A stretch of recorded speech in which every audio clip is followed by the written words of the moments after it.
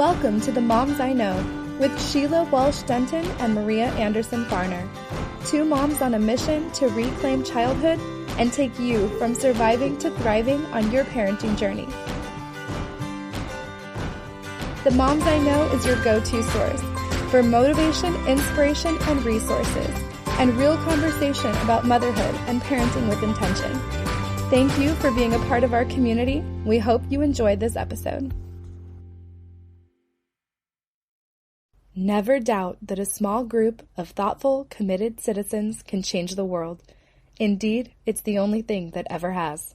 Margaret Mead. Good morning. This is Maria. And this is Sheila. And we want to welcome you to the Moms I Know. This morning, we have Dr. Sarah L. Shulman with us. Sarah is a NICU pediatrician in Boston, Massachusetts. And we are in the midst of a global pandemic as we record this.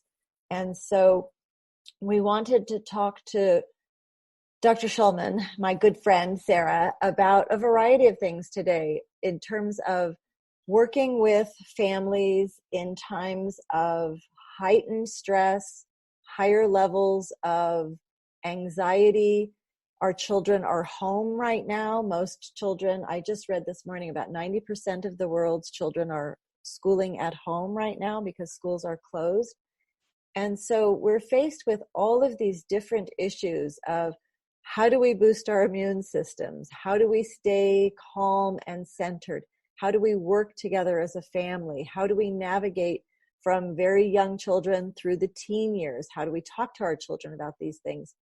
And so we have this, we're running a huge range of questions this morning, but we wanted to really bring in Sarah with her expertise as a pediatrician to really share some insights with us. And this couldn't be more timely. We've been wanting to have an interview with you for a while, Sarah, but also I wanted to have you, when you come on, talk a little bit about the Resiliency Project that you're doing at the hospitals as well. So if you can give a little bit more information about the work that you're doing with the caregivers, and then we'll go into a bit of the interview questions, if that sounds okay. So welcome, Dr. Sarah Shulman. Well, thank you so much, both Sheila and Maria, for having me here. I am honored to be a part of the Moms I Know network, and I hope I can impart some information that might alleviate some fears that people are having out there. So I work in a special care nursery for my clinical work in a hospital outside of Boston, and then I run something called the Resiliency Project in the heart of Boston at one of the premier hospitals of Boston, Brigham and Women's Hospital. And what the Resiliency Project has been about is really preparing for this moment, really. I mean, preparing for this pandemic. I mean, it's helping people, empower people to understand their priorities in life, and giving them moments of time to reflect and time to understand what's most important. And so I find that, we've been doing this through meditation and through Reiki sessions, and we have volunteer practitioners coming into the hospital giving orthobionomy and different sessions, and we're working with essential oils, and it's giving people 15 minutes of just a break from the relentless work that sometimes takes us away from who we are and how we can connect. And so, I mean, that's what I do, and so I've now been on the front lines with this, and I guess the other piece I would say is that, in the beginning, there was so much fear around, actually having to go into the hospital and be faced with so many people, and am I going to contract this disease and bring it home to my family? And then 2 weeks ago, my daughter arrives home from Seattle with her boyfriend, and And I am convinced that we have had COVID-19 in our household. So it's alleviated a lot of fear for me. I feel like I do have, we've been practicing some really awesome techniques that I can share with you all. And luckily there's 6 of us at home and nobody else has contracted any other symptoms. And, we've been practicing safe techniques that I can share with you. And thank you. Oh my gosh. I know that the work that you're doing is so profound. Just the Resiliency Project alone, the work that you also do as a clinical physician, and now to be just in the midst of this, not just with your daily work, but with your own family. And I know you have teenage children as well as adult children. And so I would really love for you to be able to talk a little bit about, what are you doing on a daily basis or on a weekly basis, and how are you coping, and what are some of the things that you're doing, and help us to understand, just to wrap our heads around this type of thing and how we can get through this together. Yes, absolutely. Well, so I guess number one is, for if most of your population that's going to be watching this are parents, children are really at the most part not getting this.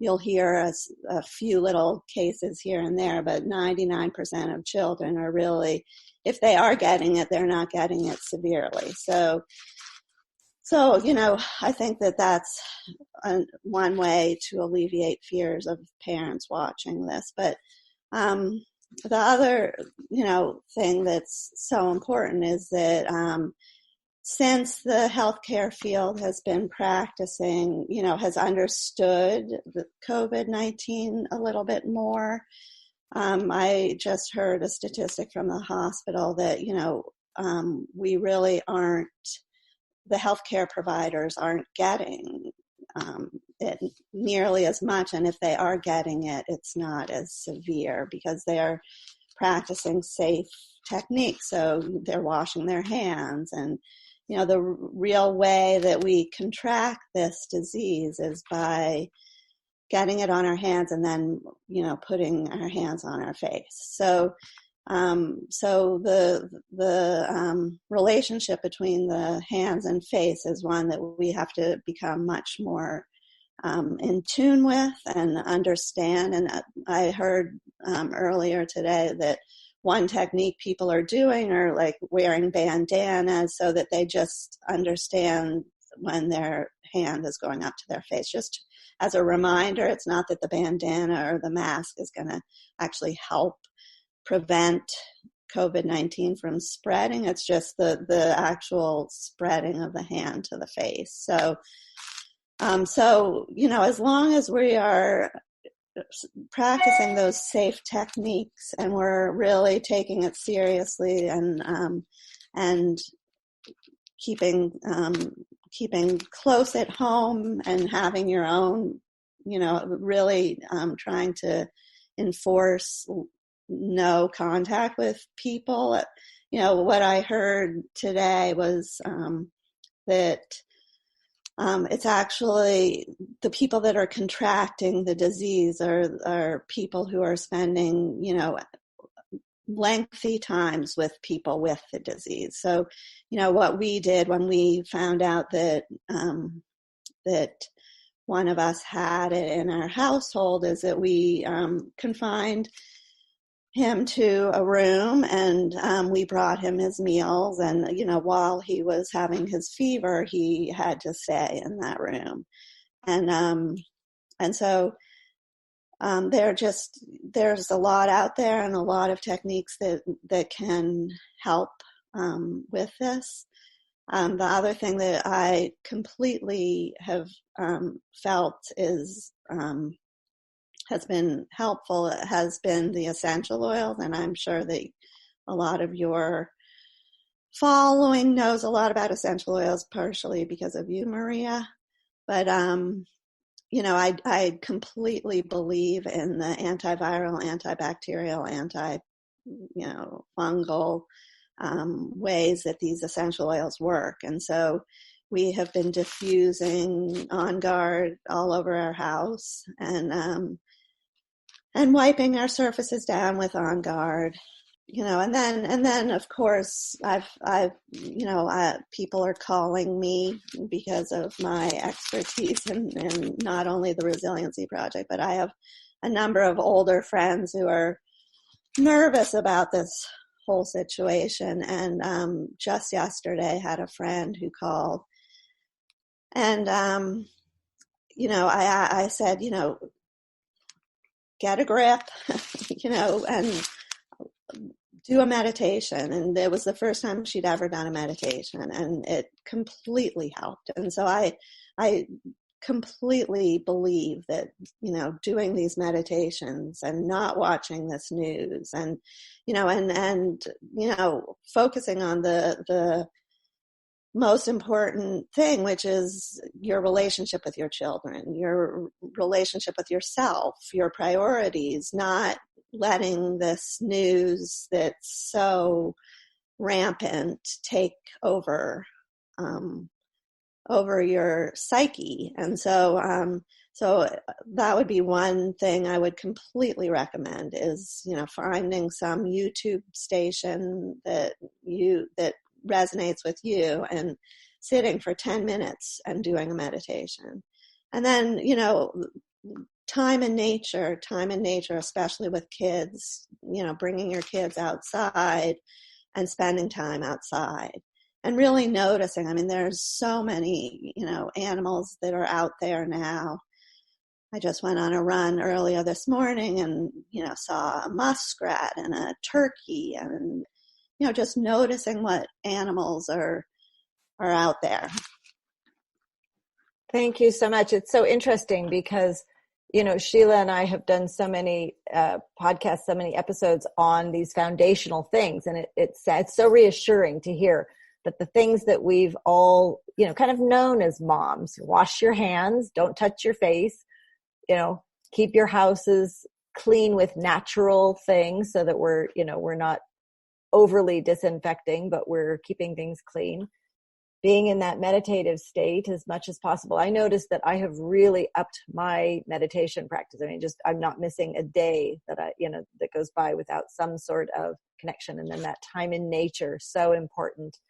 So, those types of things, it's just like I said, reassuring. It's the same as just for the common cold. And hopefully, we will get through this all together.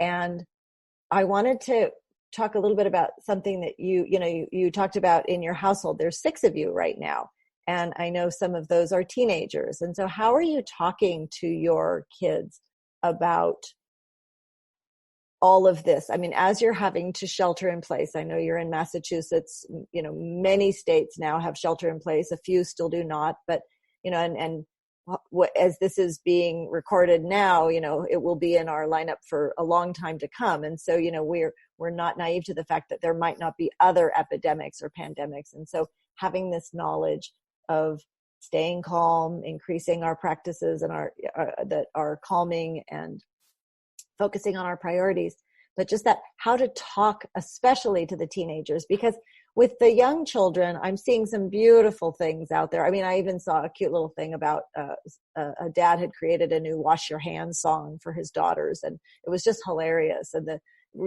so we can get creative with the little ones but these teenagers, I'm hearing lots and lots of parents are having a challenge with talking to their teenagers about how important it is to follow these practices and to have the social. I love people are talking more about physical distance now, not social distance. So how can we find ways to physically distance without socially distancing? And how can we help our teenagers understand the importance of this? At least for me, and I don't know about you, Sheila, but my kids are, they're having anxiety, and they're, as teenagers, not really able to express that anxiety. And so it's coming out in so many different kinds of ways. And so but I also think that, this is kind of in a spiritual sense, what the virus is teaching us is that, here we have this incredible opportunity to be home with these incredible beings. And so what I've really been trying to do more of is honor they're turning into little adults. They have a lot of reflection on this, and we have to listen to them, and so honoring their views and honoring their reflections, because none of us know exactly what to do in this situation, and and it's not a right and a wrong, and so having the opportunity to listen to them is I have found very helpful. And then also just finding ways to be together in joy, and and trying to so the meditation has been very helpful in releasing the fear and extinguishing the fear. And then just finding ways, like my kids love to do puzzles, and so and we've been playing a lot of games, and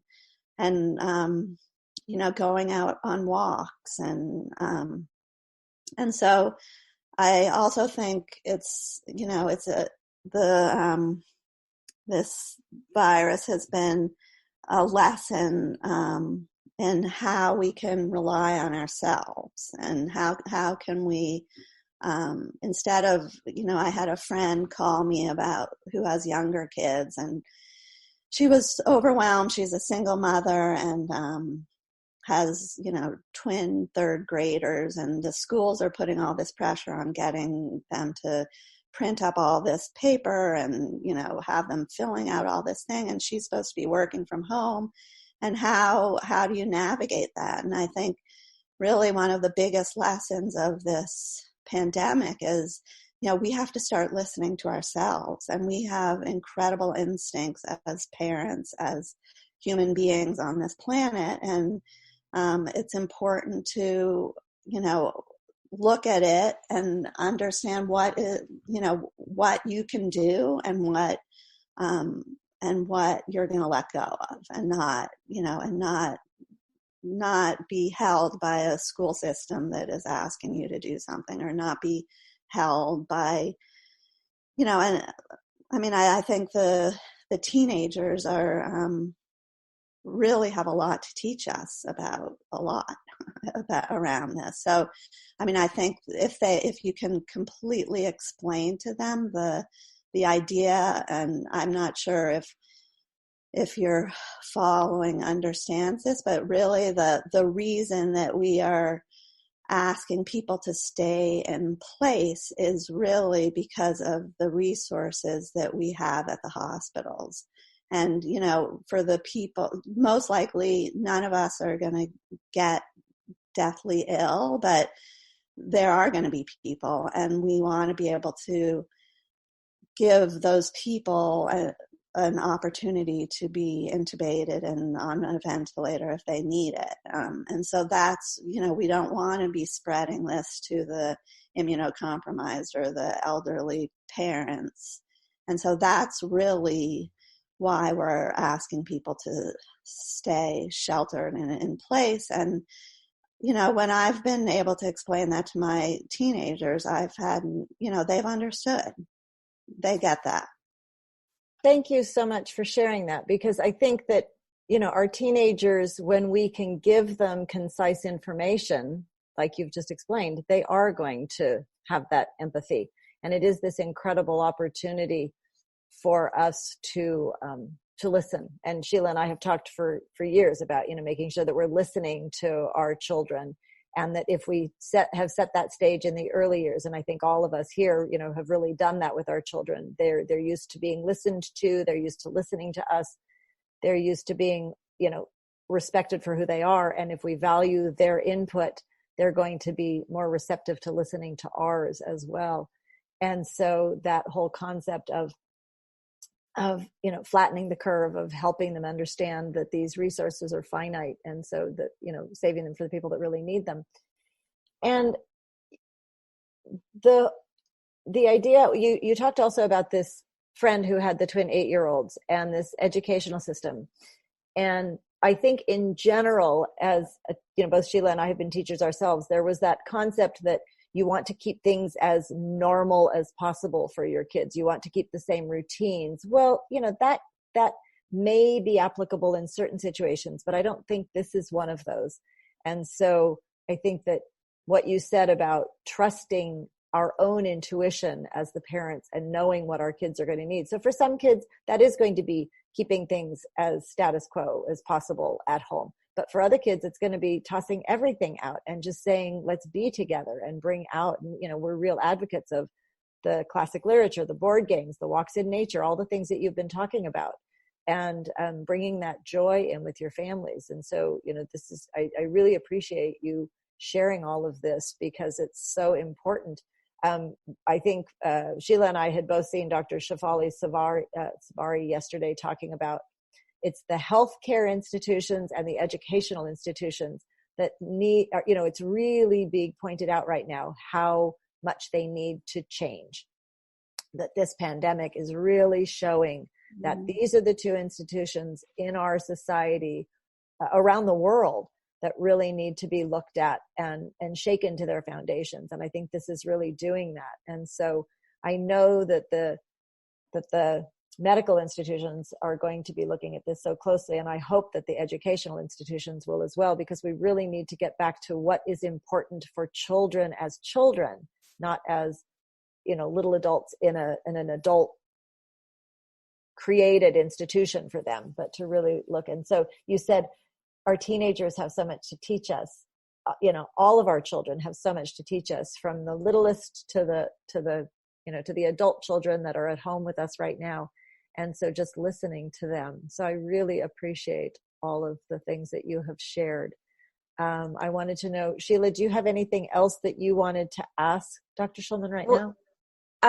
No, I've just been really enjoying this conversation and really agreeing with you about the opportunity. The silver lining is really the being present with our kids, and especially those teenagers who are, usually it seems like such a rush, getting them out the door in the morning, they come home, the sports, the activities or whatever. And this is an opportunity to not be rushed and to be present with them. And so it is such a gift for parents as well as our children.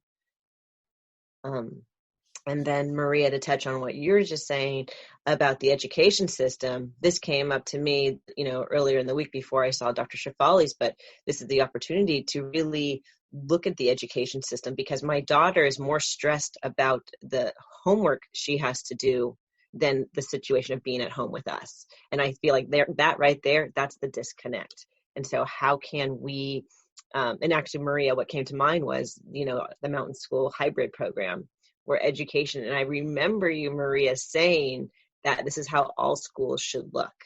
And, and it's it's the partnership more with the families. It's the partnership more with the communities where the schools serve children's needs, rather than, based on an education system that was founded in the late 19th century. So a lot to talk about for sure.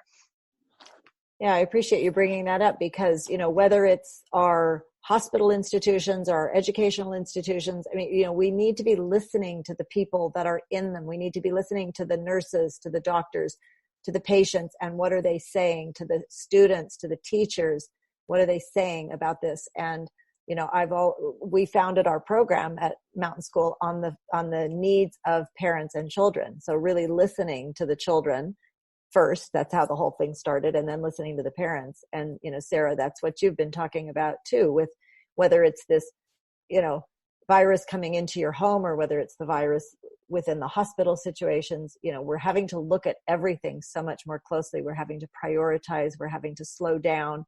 And so I hope that for those listeners now, you've gained some insights as to how we can be dealing with this in the moment.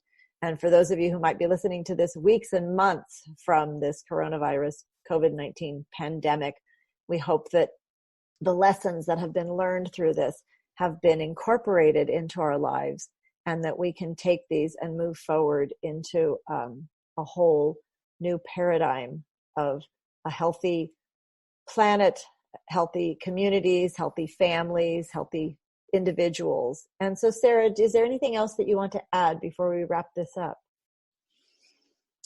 I guess I would just say that my invitation to your following is to look at the things that are most important to you as a parent, and to put structure around those things. So especially if you have younger kids right now, making, if meal preparation and meals are, most important, setting those as rituals and bringing the ritual of life really important right now.